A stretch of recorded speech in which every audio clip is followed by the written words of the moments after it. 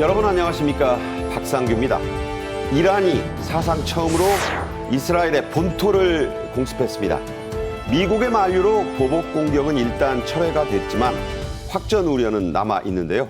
중동 정세 그리고 파급 효과를 집중 분석해드리겠습니다. 각종 고시의 메카로 불렸던 서울 신림동이 창업촌으로 거듭나고 있습니다.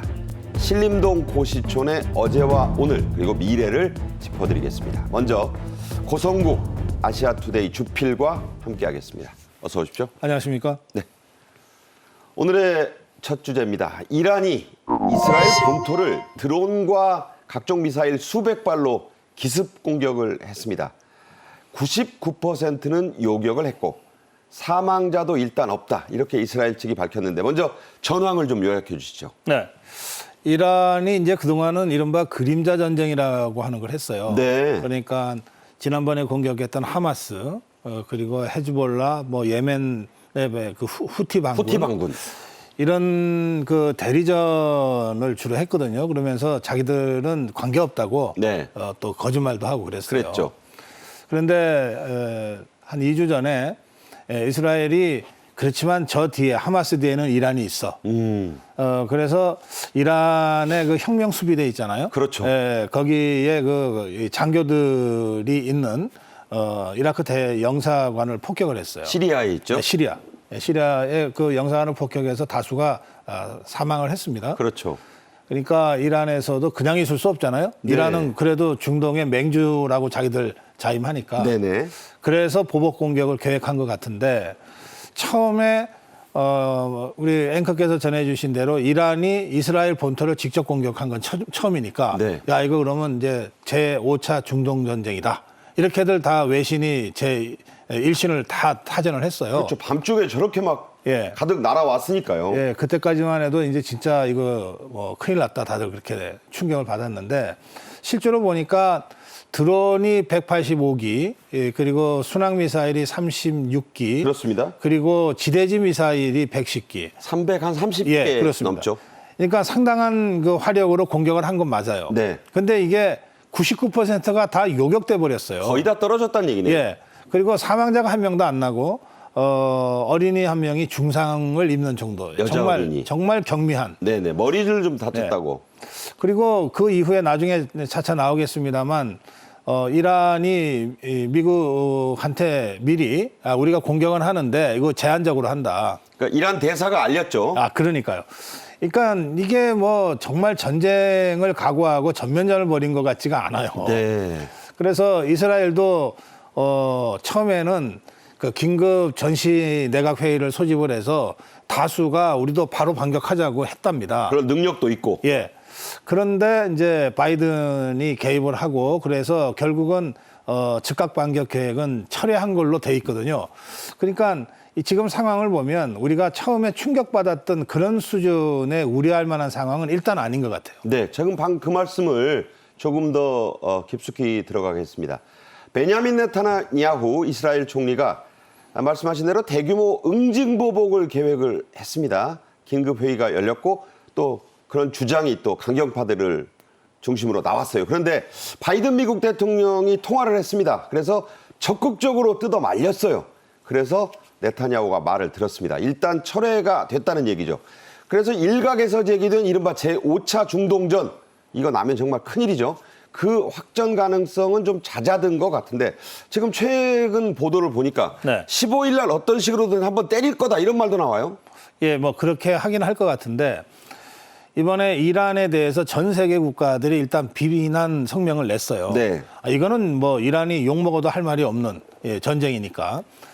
그런데 막상 보니까 오히려 이스라엘의 그 방어 체계 아이언돔의 위력만 지금 입증해 준 꼴이 됐잖아요. 철벽이라는 게 드러났죠. 예, 지난번에 하마스한테서 공격받을 때는 이 아이언돔이 많이 뚫렸거든요. 뭐 불도저로 밀고 예. 뭐 그랬죠. 그런데 그때는 이 하마스가 수천 발을 한꺼번에 쏜 거예요. 5,000발쯤 쐈습니다. 예, 그러니까 아이언돔의 그 이 능력을 넘어서는 이 그 대규모 폭격이 갑자기 있으니까 네. 아이언돔이 좀 부분적으로 뚫린 것 같은데 이번에는 아까 말씀드린 대로 모두 한 330기 정도의 미사일이니까 날아오는 거 포착하고 요격하는 거가 거의 99%였다는 거 아닙니까? 또 미국도 계속 돕고. 그렇습니다.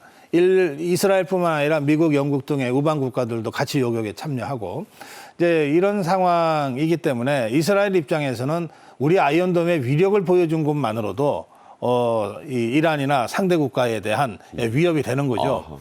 그리고 이제 바이든이 적극적으로 중재를 해서 말렸는데 그거는 이제 미국 대선 상황과도 연관되기 때문에 조금 복잡한 미국 정치 내부 분석까지 좀 필요합니다. 예, 그건 좀 조금 이따 얘기하겠습니다. 예. 자, 이번 공격은요. 말씀하신 대로 11월 초에 있을 미국 대선과 아주 밀접하게 관련이 돼 있습니다. 바이든 대통령과 트럼프 전 대통령의 지지율, 이게 이제 격차를 좁히다가 사실상 동률로까지 나왔습니다. 뉴욕 타임즈가 대학과 함께한데 그 결과가 그렇게 나왔는데 이 분쟁을 바라보는 바이든 트럼프 양 진영의 입장도 극명하게 엇갈리고 있습니다. 왜 그렇습니다. 그렇죠? 예. 이번 조사는 바이든 45, 트럼프 46으로 나왔는데요. 그러니까 미국 여론조사는 비교적 좀 정확합니다. 예. 그런데 바이든이 쭉 뒤처지다가 이제 따라 붙었다고 할 수 있고요. 그리고 대선은 한 6개월 남았지 않습니까? 그러니까 여기서 골든 크로스가 이루어지면은 이제 바이든이 이길 수도 있다 이런 전망이 확산되겠죠. 그렇죠. 자, 이제 그런 상태인데 바이든은 잘 아시다시피 평생 그 의회에서 외교 분야에서 일을 한 사람입니다. 그렇죠. 상원 외교위원장도 오래 했고. 그렇습니다. 그리고 기본적으로 외교 노선이에요. 또 민주당이 또 외교 노선이죠. 반면에 트럼프는 외교 경험은 거의 없는 상태에서 대통령이 된 사람입니다. 그래서 대통령이 된 이후에 트럼프의 4년 동안에 전 세계가 사실 몸살을 앓다시피 했어요. 우리나라도 마찬가지입니다. 그렇죠. 예, 그런 상태인데 지금 이 중동에 하마스의 이스라엘 공격이 있어서 중동 전쟁이 이제 확산 일로에 있으니까 이거는 바이든의 외교의 한계다. 이렇게 트럼프가 계속 공격을 한 겁니다. 그렇죠. 그러던 상황에서 이란까지 직접 공격에 나섰고 만약에 이스라엘이 재반격을 해서 제5차 중동 전쟁이 터지면 이거는 바이든 외교 노선의 완전한 파탄이다라고 트럼프 진영에서는 공격을 할 셈이었어요. 네. 반면에 바이든 쪽에서는 그래도 바이든이 필요할 때 요소요소에 외교적인 중재를 해서 어쨌든 관리를 해오지 않았냐. 봐라, 이번에도 아무도 못 말리는 거를 바이든이 네타냐후한테 직접 전화해서 말리지 않았냐. 그렇죠. 이게 외교다. 네네. 이게 그냥 성질대로 그냥 보복 공격하면 그 순간 호르무즈 해협이 봉쇄될 가능성이 매우 높은데 그 순간 전 세계 경제가 패닉에 빠진다. 그런 식으로 국정을 운영하고 세계 지도자 국가에서 그렇게 할 수 있느냐. 역시 그래도 경험 많은 바이든이다. 이렇게 이제 양쪽 간에 앞으로 치열한 공방이 벌어질 것이 예상됩니다. 그리고 이스라엘 표심을 이제 바이든이 계속 믿고 또 사위도 또 유태계고요. 예. 그렇지만 아랍계가 이 경합주에서 중동계들이 미국인들이 또 표심을 좌우하니까 거기 눈치도 좀 봐야 되는 거잖아요. 물론이죠. 그러니까 미국이 다인종 국가라는 건 잘 아시겠지만 그래도 다수의 백인과 거기에 미치지는 못하지만 흑인 이랬어요. 한 30년 전까지만 해도. 그런데 그 사이에 그 히스패닉계라고 부릅니다. 이 남미 쪽에서 굉장히 많은 사람들이 이민을 왔고 그다음에 중동 쪽에서 들어온 이민자 수달이 굉장히 많습니다. 네. 그리고 아시아 쪽의 이민자들이 그렇죠. 많죠. 그래서 이제는 백인, 흑인 그리고 남미에서 온 히스패닉계, 그다음에 중동계, 그리고 아시아계 되는 거죠. 4위. 예. 아시아계에서 이게 5개의 그 인종과 그 다문화가 이렇게 어우러져 있어요. 그러니까 그 중동계는 이런 문제에 관해서 굉장히 민감하게 반응하지 않겠습니까? 그렇죠. 예. 그런데 그들이 주로 지금 경합주. 바이든과 트럼프가 막 치열하게 혼전을 벌이는 지역에 다수 거주하고 있다는 거예요. 이 스윙 스테이트죠. 이른바. 그렇다면 네. 이 사람들의 표심이 어딘가로 한꺼번에 몰릴 가능성이 많은데 이쪽이든 저쪽이든 그런 점들을 감안해서 바이든이 최대한 확전하지 않고 외교로 풀려고 한다. 네. 그런 얘기입니다. 네. 중동계 표심이 적어도 4위가 되는 게 지금 미국 대선입니다. 자, 이란의 이런 기습 공격 이후에 국제 유가와 금값은 급등을 했고 비트코인은 뚝 떨어졌다가 이제 그 격차를 좁히고 있습니다. 그런데 중동 증시는 개장을 했는데 오히려 소폭 상승했습니다. 자, 우리가 걱정하는 건요. 호르무즈 해협 봉쇄 같은 최악의 시나리오입니다. 일단 그 가능성은 좀 크지 않죠. 좀 많이 낮아졌습니다. 말씀하신 대로 이게 전쟁과 같은 국제 위기 상황이 되면 누구나 다 안정적인 자산을 갖고 싶어 해요. 네. 근데 지금 우리 세계 경제에서 안정 자산이라고 하는 건 두 개입니다.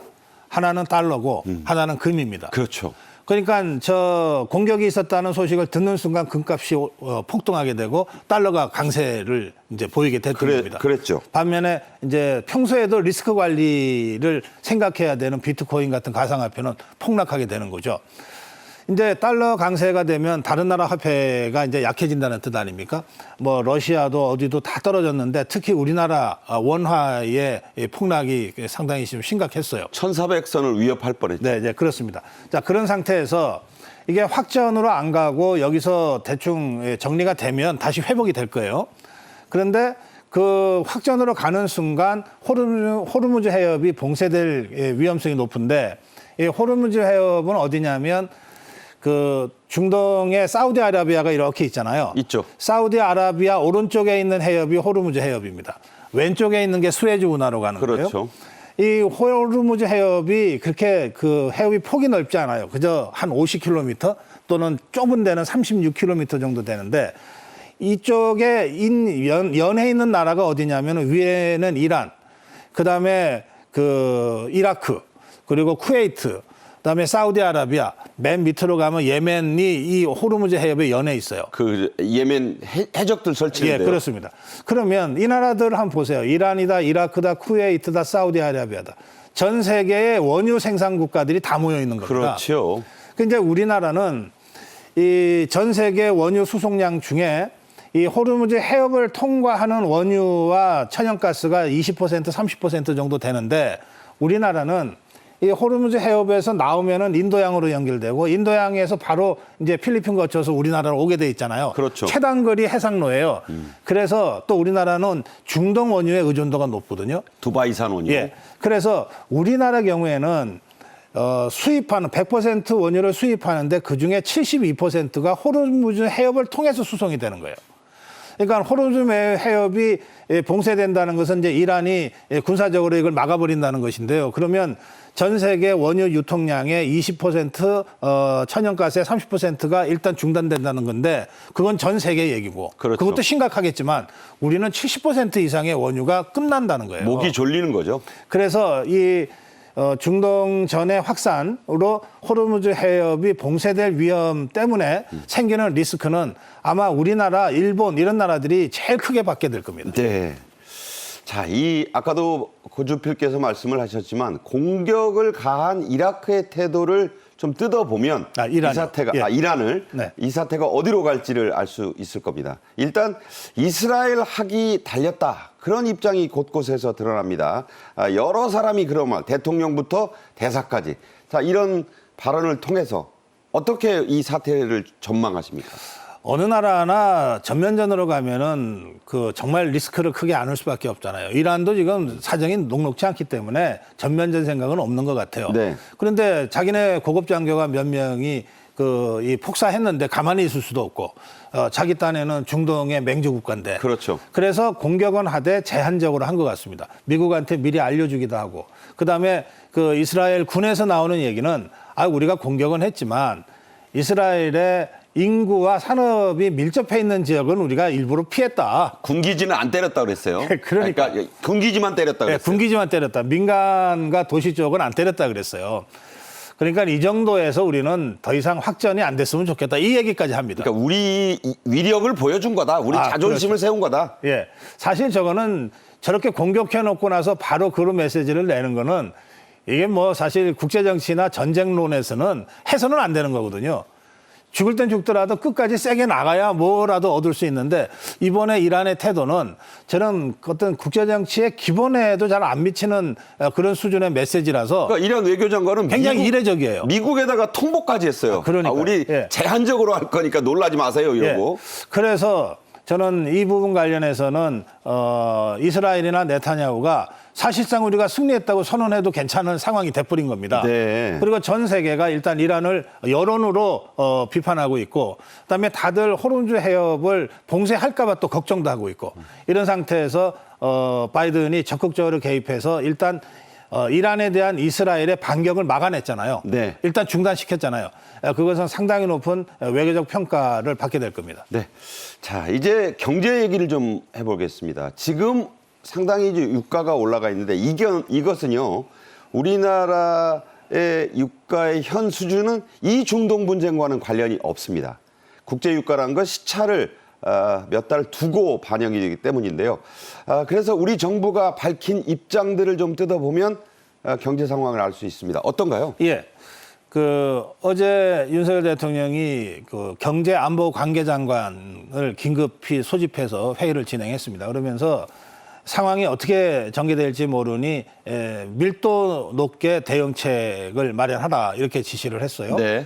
이제 그 지시에 따라서 최상무 경제부총리가 바로 이제 유류세 인하를 2달간 유예하는 조치를 발표했습니다. 자, 그런데 지금 상황이 이런 것 같아요.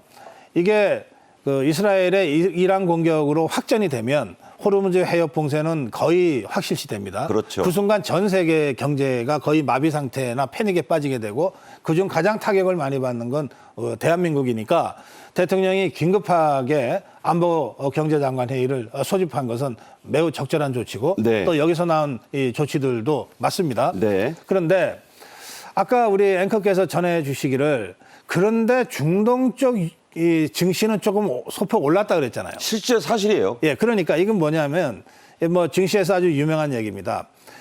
걱정하던 일이 막상 현실화되면은 증시는 오히려 오른다는 거예요. 오르죠. 왜냐하면 이미 이 충격이 다 흡수돼 버렸기 때문에. 그리고 불확실성이 가장 문제인 거지. 그게 제거되면. 그게 일단 현실로 나타나서 불확실성이 제거가 돼 버리면 오히려 안정화된다는 거거든요. 그러니까 이스라엘이 이란 장교들을 폭사시킨 것부터 해서 그러면 이제 이란이 어떻게든 반격할 텐데 하고 걱정했던 열흘 동안은 중동 증시가 계속 아마 불안하고 떨어졌을 거예요. 안 좋았어요. 근데 막상 이게 현실화 됐어요. 근데 만약에 이게 정말 중동 전쟁으로 확전된다고 느꼈으면은 증시는 더 떨어졌을 거예요. 뭐 이스라엘 민가를 예. 폭파했다든가. 그런데 아까 제가 쭉 설명해 드린 대로 이게 상당히 제한적인 것이고 오히려 이스라엘의 아이언돔의 위력을 입증해 준 것처럼 돼버리니까 이게 확전될 위험성이 별로 없다고 생각한 거예요. 네네. 그러니까 중동의 증시들이 올라가는 거죠. 그런 식으로 이제 우리 정부도 초기에는 상당히 긴장하고 대책을 마련했지만 이게 제5차 중동 전쟁으로까지 확전되지 않을 수 있다라고 하는 가능성이 높아지면서 지금까지 했던 그런 비상경제관리 체제 연장선에서 네. 우선 급한 대로 유류세 인하 2달 연장은 조치를 했습니다. 그리고 또 한 가지 중요한 조치는 뭐냐면 이로 인해서 외환이라든지 금융에서 패닉이 올 수가 있어요. 그렇죠. 그 부분에 대해서는 우리 정부가 적극 개입하겠다. 조기에 그 2가지 메시지를 낸 겁니다. 네. 물론 이란 말고도 반 이스라엘 세력, 아까 고주필이 말씀하신 그림자 세력들의 준동 가능성은 남아 있습니다. 때문에 경계심을 완전히 풀어서는 안 되는 상황이죠. 윤석열 대통령은 일요일임에도 14일 오후에 긴급 회의를 열어서 대응책 마련을 지시했습니다. 직접 들어보시죠. 이번 사태로 우리 국민이 위험에 빠지거나 경제에 타격이 발생하지 않도록 상황 관리에 만전을 기해야 합니다. 우선 우리 재외 국민과 선박, 공관에 대해 안전 조치를 충분히 강화해 주기 바랍니다. 또한 이번 사태가 국제 유가와 우리 경제에 미칠 영향을 면밀히 살피고 에너지 수급 및 주요 공급망 등에 대한 분석과 관리 시스템도 조속히 밀도 있게 가동하기 바랍니다. 네. 앞서 잠깐 말씀이 나왔지만 정부가 그래서 이달 말로 원래 끝날 예정이던 유류세 인하 조치를 2달 연장하기로 했습니다. 그 밖에 조치도 내려졌는데 자, 앞으로 전국 이 중동 정세의 흐름, 경제의 흐름 어떻게 전망하세요? 예. 예, 총선 후에 총선 후 정국을 구상하느라고 대부분의 공식 일정을 다 취소한 윤석열 대통령이 지금 이게 워낙 국가안보와 우리 경제에 심각한 영향을 미칠 수도 있는 상황이 발생했기 때문에 일요일인데도 불구하고 관계장관의 일을 직접 주재했습니다. 그런데 아까 쭉 설명드린 대로 이게 제5차 중동전쟁으로까지 확전되지 않는다면 그 영향은 뭐 그렇게 크지 않을 거예요. 특히 근데 우리 지금 반도체를 비롯해서 우리 수출이 지금 6개월 이상 계속 그 흑자를 내면서 아주 그 순조롭게 지금 이 호조를 보이고 있었던 상황이거든요. 이런 상황에서 갑자기 이 돌발 변수가 나타나서 우리 정부가 바짝 긴장하는 거는 사실이고, 네. 그리고 특히 그것과 관련해서는 대통령도 얘기했지만은 이 공급망 안전 확보라든지 또는 이 우리 교민들과 그 해외 주재원들에 대한 안전 확보라든지 이건 국가가 해야 될 가장 기본적인 조치들을 강조하면서 동시에 이게 우리 경제에 큰 타격으로 오면 안 되니까 금융이나 외환 부분에 대한 관리까지도 좀 강력하게 네. 지시한 겁니다. 그래서 저는 지금의 이제 윤석열 대통령과 윤석열 정부의 이 사안과 관련된 대처가 매우 신속하고 네. 그리고 정확하게 지금 맥을 짚고 있기 때문에 앞으로 계속 예의주시해야 되긴 하겠습니다만 우리 기업하는 입장이나 우리 국민들 입장에서는 뭐 그렇게 막 공포에 질리어서 그렇게까지 할 상황은 아닌 것 같다. 일단 지금의 중동 위기 상황은 어느 정도 관리가 되기 시작했다. 미국에 의해서 또 전 세계에 의해서 그리고 대한민국 정부도 그 관리를 적극적으로 나서고 있다. 그렇게 말씀드리고 싶습니다. 네. 자, 이제 다음 주제로 가겠습니다. 전국의 의대 교수들이 오는 25일, 그러니까 다음 주 화요일부터는 병원과 학교를 떠나겠다고 밝혔습니다. 자, 이런 움직임 어떻게 봐야 될까요? 이 선거 후에 여러 가지 이 국정 전반에 이 부담 있는 이슈들이 지금 제기될 수밖에 없는 상황인데요. 그 중에 하나가 총선 전에 시작돼서 총선 때도 상당한 영향을 미치고 아직도 해결되지 않은 이 의료개혁 문제입니다. 지금 의대 교수들의 얘기는 자기들이 사직서를 냈지만 아직 수리가 안 됐다는 거잖아요. 그런데 사직서를 냈는데 수리를 안 하더라도 사직서를 법적으로 낸 시점에서부터 한 달이 지나서는 자동으로 다 사직된 걸로 처리된다. 그래서 그게 25일이죠. 그게 4월 25일입니다. 그러니까 우리가 4월 25일이 되면 우리도 병원을 떠날 거다. 사직서 처리됐다고 간주하고 그러니까 그 전에 뭔가 정부가 적극적으로 나서서 해법을 제시해라. 이렇게 이제 정부를 압박하고 나선 겁니다. 네. 정부는 전공의들에게 내려진 행정처분을 더 유예할지 또 법과 원칙대로 재개할지를 곧 결정할 계획입니다. 자, 중대한 분수령이 될 텐데 고주필은 네. 이 부분을 어떻게 봐야 할까요? 이게 저는 어떻게 돼야 된다고 보십니까? 저는 선거 민심이 어떤 형태로든 이후 국정 운영에 반영은 돼야 된다고 생각하지만 그렇다고 해서 의료 개혁하러 갔다가 선거가 결과가 안 좋다고 갑자기 이렇게 턴을 해버리거나 이거는 국가가 아니라고 생각합니다. 그렇다 하면 의료 개혁을 선거 때문에 시작했다는 뜻도 되는 건데 그런 건 아니잖아요. 저는 윤석열 대통령이 지난번에 대국민 담화한 원칙이 유효하다고 생각합니다. 뭐냐면 윤석열 대통령이 대국민 담화를 하면서 또 그 전후해서 이 전공의들의 행정 조치에 대해서는 최대한 유연하게 조치하라, 유연하게 대응하라 그랬습니다. 그리고 2,000명 증원과 관련해서도 숫자에 매몰되지 않고 대화할 수 있다. 네. 다만 대화를 하는데 여러 단체, 여러 사람들과 동시적으로 협상하듯이 할 수는 없지 않냐. 의료계가 책임 있는 단일안을 내달라. 그게 뭐든. 네. 그러면 그걸 중심으로 해서 대화하자. 이게 윤석열 대통령의 메시지였잖아요. 그렇죠. 그 메시지가 바뀌어야 될 이유가 하나도 없습니다. 그래서 저는 의대 교수들이 4월 25일을 적시하면서 주장하는 거 저는 이유 있다고 생각하는데요. 말씀하신 대로 전공의들에 대한 행정 조치는 상당한 정도 유연하게 처리를 할 겁니다. 그리고 이 의대 정원 문제와 관련해서는 의료계가 먼저 단일안을 내는 것이 필요합니다. 정부는 이미 정부 입장을 벌써 몇 달 전에 밝혔잖아요. 네네. 그런데 의료계가 다른 대안을 내지도 않고 무작정 이걸 원점에서 다시 시작하자고 하는 것은 이것은 의료계 입장에서도 정말 대안 없이 비판만 하는 꼴이 되는 것 아닙니까? 그래서 일단 의료계 내부의 단일한 대표성을 확보하고 그게 어디든 상관없어요. 의협이든 뭐든 상관없는데 의료계 자체적으로 이 사람 또는 이 기구가 우리 의료계의 대표다. 요 사안과 관련해서는. 그리고 우리의 안은 이 안이다. 이렇게 놓고 정부가 진지하게 대화를 해서 그 결론이 어떻게 나든 이런 방식으로 풀어가는 것이 맞다고 저는 생각합니다. 끝으로 그 박단 전대협 네. 비대위 원장이 네. 스승격인 교수들에게 물론 어떤 신문 기사 인용한 걸 적었지만 교수들도 의대 교수들도 이 착취의 중간 관리자 역할을 한 거 아니냐 이런 비판을 해서 네. 이게 내분이 쉽게 봉합이 안 될 것 같다는 생각도 들어요. 뭐 전혀 그 손대지 않고 그대로 인용을 했다고는 하지만 자기 생각과 다르면 인용하겠습니까?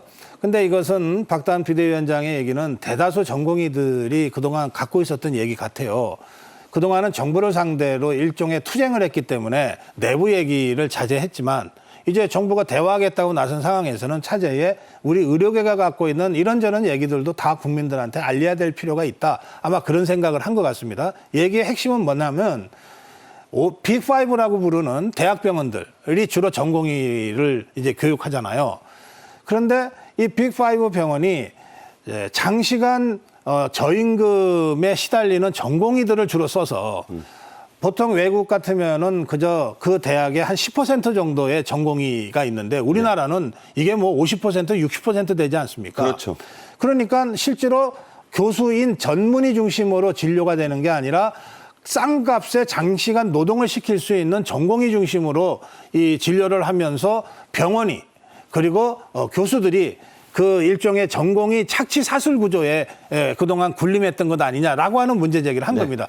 이것은 부인할 수 있는 사람은 아무도 없을 거예요. 이게 현실이 그러니까. 네네. 문제는 지금 이 상황에서 다들 알고 있지만 쉬쉬했던 의료계 내에서는 이 문제까지 박단 위원장이 공개적으로 말을 한 셈이잖아요. 그러면 의료계도 아까 말씀드린 대로 의료계 자체의 대표성 있는 기구를 빨리 만들면서 이 문제까지 의료개혁의 주제로 담아서 대안을 내는 것이 이제 불가피해졌다. 그렇게 말씀드립니다. 네, 고성국 주필과는 여기서 인사를 드리겠습니다. 고맙습니다. 잘 들었습니다. 각종 고시의 애환이 깃든 서울 신림동의 고시촌이 일대 변신을 꾀하고 있습니다. 시험의 메카였던 관악구는 제2의 판교도 꿈꾸고 있다는데요. 먼저 영상으로 보겠습니다.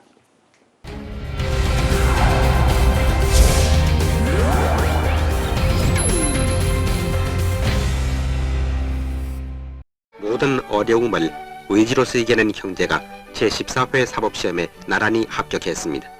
서울 종로구 동숭동의 박장우, 홍우 형제가 이들인데 형은 신체가 부자연스럽고 올해 19살의 아우는 이번 사법시험 합격자 가운데 최연소자라는 점에서 화제를 모았는데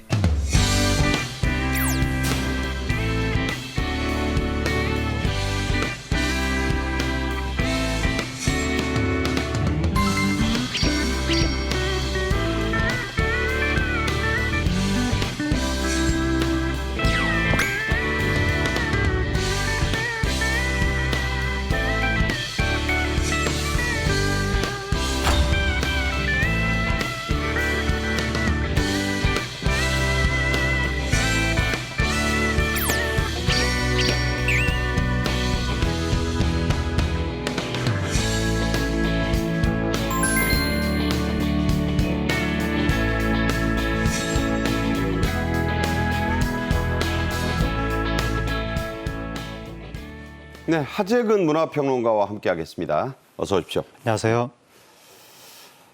참 격세지감을 느낍니다. 고시생들이 줄을 서도 못 들어갔던 신림동 고시촌.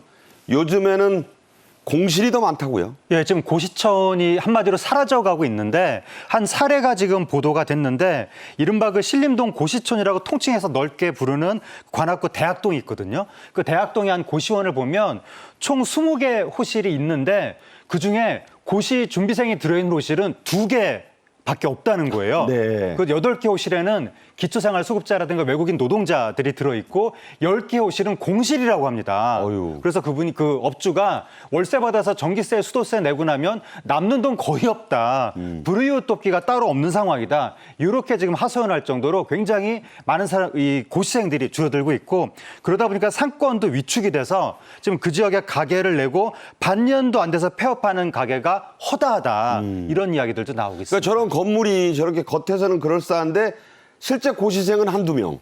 나머지는 뭐 기초생활수급자. 그렇습니다. 그나마도 열 몇 개는 텅 비어 있고. 그렇습니다. 저녁에는 불도 잘 안 켜지겠어요? 그렇습니다. 그러다 보니까 상권이 위축돼서 그 다른 업종의 가게들도 거의 폐업하고 있다는 거죠. 네. 신림동뿐이 아닙니다. 공시족의 메카라고 불리던 곳이 있죠. 서울 노량진 일대입니다. 여기도 뭐 횡하고 썰렁하긴 마찬가지라고요. 마찬가지가 아니라 더 심합니다. 더 심하다. 저 표를 보시면 저 빨간색이 신림동 고시촌이라는 대학동의 고시원 수거든요. 아. 근데 신림동 고시촌은 그나마. 대학동은 2015년에 69개였다가 2023년에 36개, 한 50% 가까이 감소했는데 노량진은 2015년에 76개였다가 2023년에 9개로 88.2%, 90% 가까이 감소한 겁니다. 거의 뭐 없어지고 있네요. 거의 없어지는 상황이고 이러다 보니까 노량진 고시촌 자체가 사라지고 그 자리에 그 이 9천 가구의 노량진 뉴타운이 곧 재개발될 예정입니다. 그러니까 노량진이 이제 고시 학원이나 그 고시생들 때문에 먹고 살던 컵밥거리, 식당 이런 게 없어지고 네.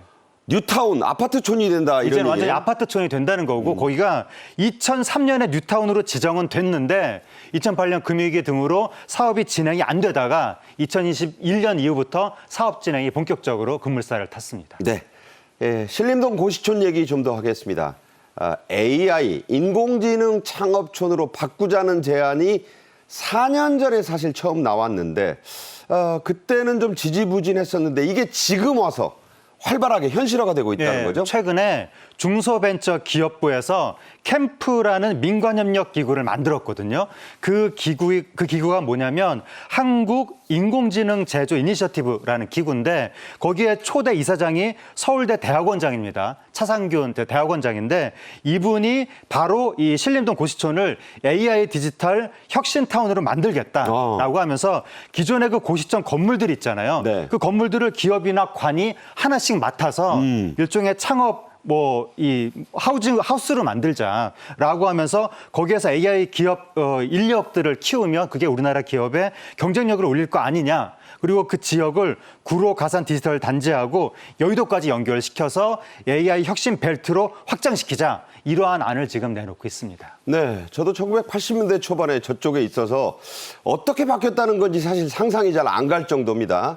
서울 신림동 고시촌에 들어섰던 이것들이 바뀌면서 여기에 새로 들어서는 스타트업 기업 90개 육박하고 있네요. 네, 저 지역을 이제 이 스타트업 지역으로 만들기 위해서 민관이 창업 지원 센터를 지금 9개를 운영하고 있는데 그 9개 안에 스타트업이 89개가 벌써 입주를 했다는 겁니다. 네. 또 스타트업 직원 수도 797명에 달하고 그 속에서 뭐 인공지능, 헬스케어, 기능성 식품, 모빌리티 다양한 분야에서 스타트업이 신림동 고시촌을 좀 요람으로 탄생하고 있습니다. 저쪽이 옛날에 뭐 당구장 있고 막걸리집 있고 막 그러니까 옛날에 학사주점 네. 있고 그런 데인데 확 바뀌는 것 같아요. 그렇습니다. 자, 이 고시촌들이 창업촌으로 바뀌면 자, 이 지역에는 어떤 장점이 있을까? 어떤 좋은 점이 있을까?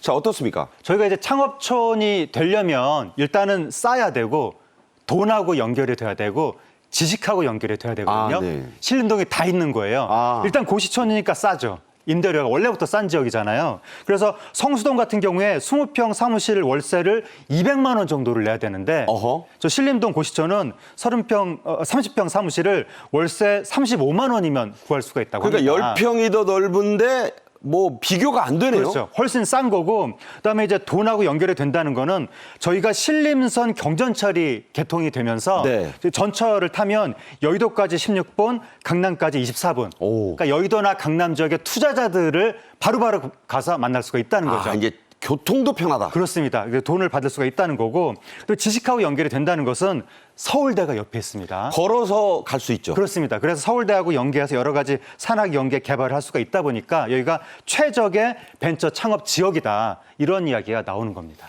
네, 세상이 이제 바뀌고 있는 것 같습니다.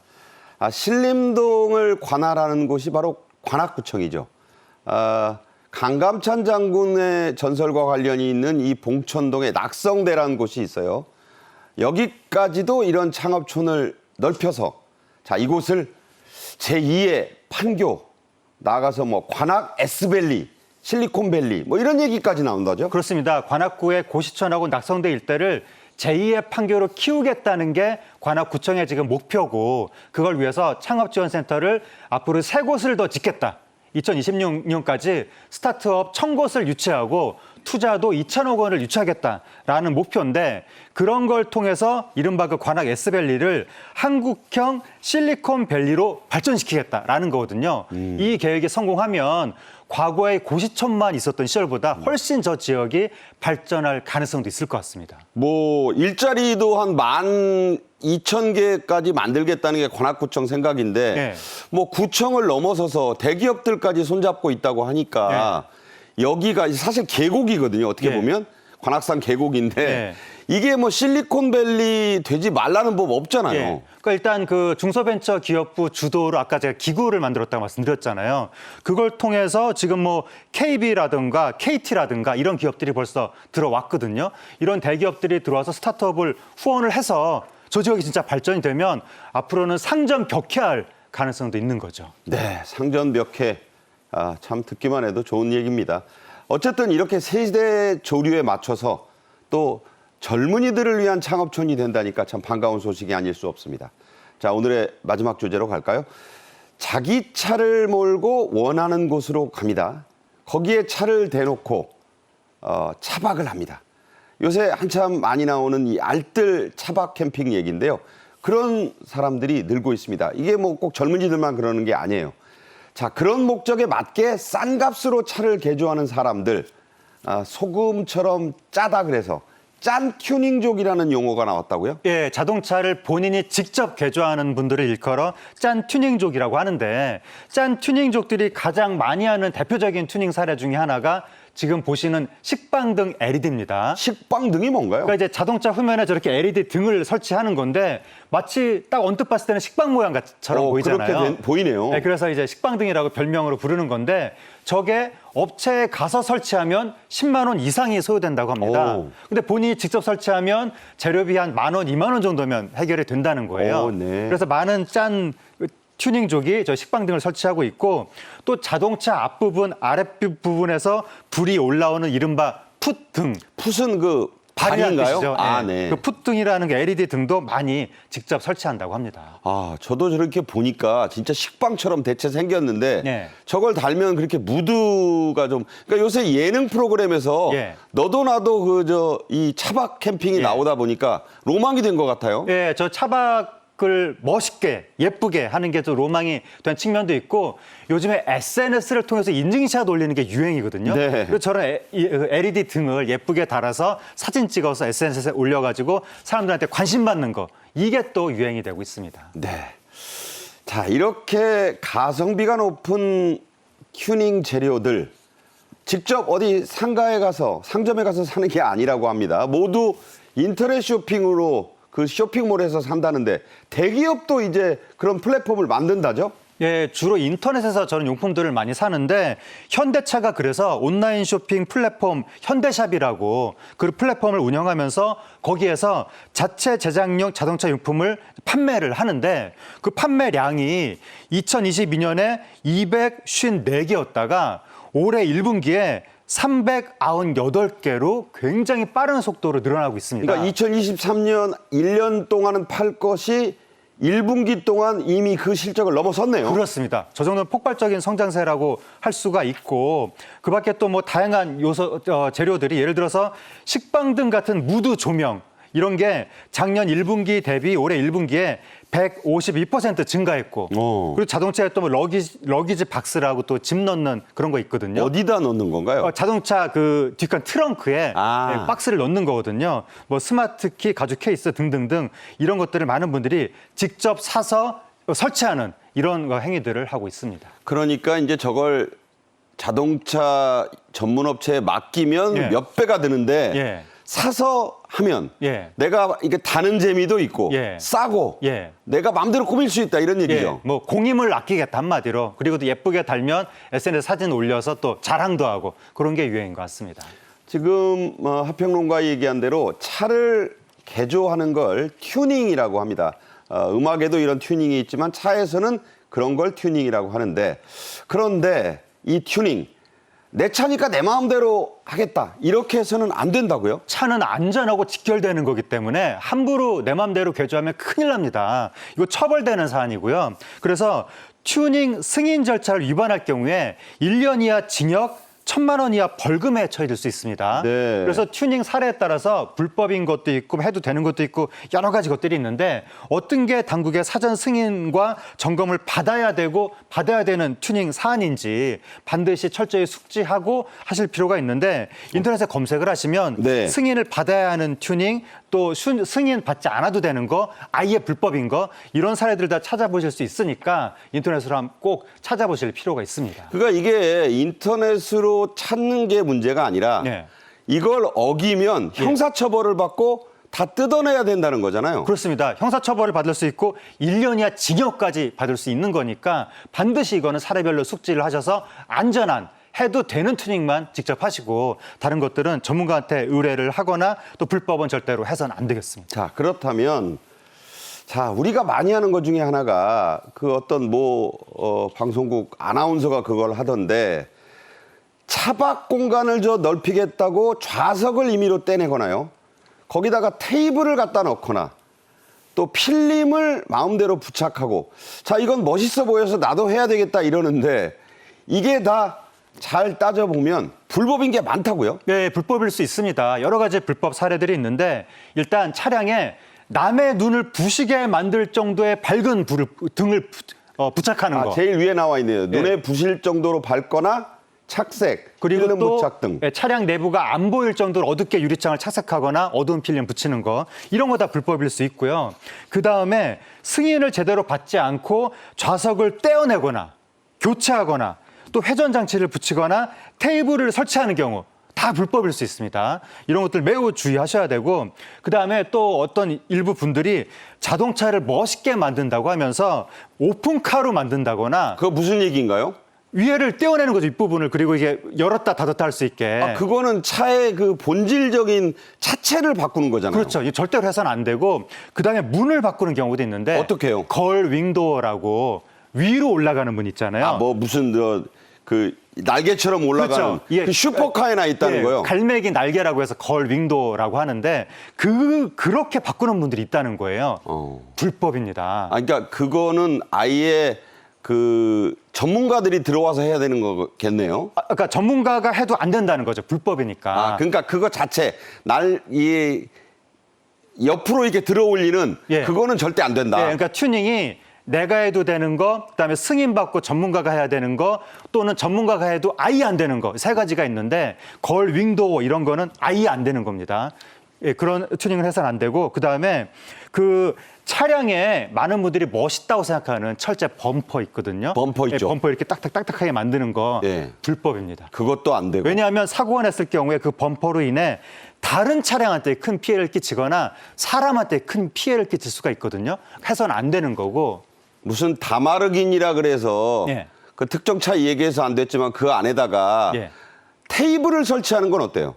테이블도 그 사전 승인을 받아야 됩니다. 누구한테 받는 거죠? 그거는 이제 관리 당국이 있을 텐데 뭐 국토교통부라든가 이런 부분은 자세한 부분은 인터넷에 검색을 하시면 그 튜닝에 대해서 여러 가지 것들이 나와 있을 것이고 그다음에 그 자동차 범퍼를 왜 그 TV 스포츠카 나오는 만화 보면 되게 멋있게 범퍼가 아래로 이렇게 나오는 경우가 그런 거 있거든요. 있더라고요. 그런 식으로 개조를 해도 안 됩니다. 자, 그다음에 이 착색 필름 많이 붙여서 네. 밖에서 보면 아예 안 보이게 하는 경우가 있는데 네. 요새는 보니까 무슨 컬러를 다양하게 해가지고 네. 차가 막 이렇게 알록달록한 차들이 창이 있어요. 네. 이 필름 부착은 어떻게 되는 겁니까? 그러니까 필름 부착도 그러니까 한마디로 기본 원칙이 자동차 내부가 보여야 되는 거거든요. 자동차 내부가 제대로 보이지 않을 정도로 어둡게 뭐 착색을 하거나 필름을 부착하면 불법이 되는 것이고, 왜냐하면 자동차가 너무 어두우면 그 안에서 어떤 일이 벌어질지 모르잖아요. 이게 자칫 범죄에 이용될 수도 있으니까. 그렇죠. 그러니까 이걸 단지 그냥 내 취향만 생각해서 나는 어떻게 하겠다. 이건 안 되는 겁니다. 그리고 아까 말씀드린 것처럼 눈이 부실 정도로 너무나 밝은 그 등을 붙이는 거, 이런 것들을 통칭해서 안전 기준을 위반하는 미인증 동화 장치를 사용했다라고 표현하는 건데, 이런 행위들, 이런 일체 모든 행위는 다 불법이 되겠습니다. 자, 경찰들도 네. 뭐 업무 부담이 많다지만 저게 타인의 안전이나 범죄 이용 소지도 있는 게 그렇습니다. 분명하니까 단속을 좀 제대로 해야겠다. 그런 생각을 해보게 됩니다. 하재근 문화평론가와 여러 가지 말씀 나눴습니다. 잘 들었습니다. 감사합니다. 네. 월요일 생방송 정책엔 이슈는 여기서 모두 마치겠습니다.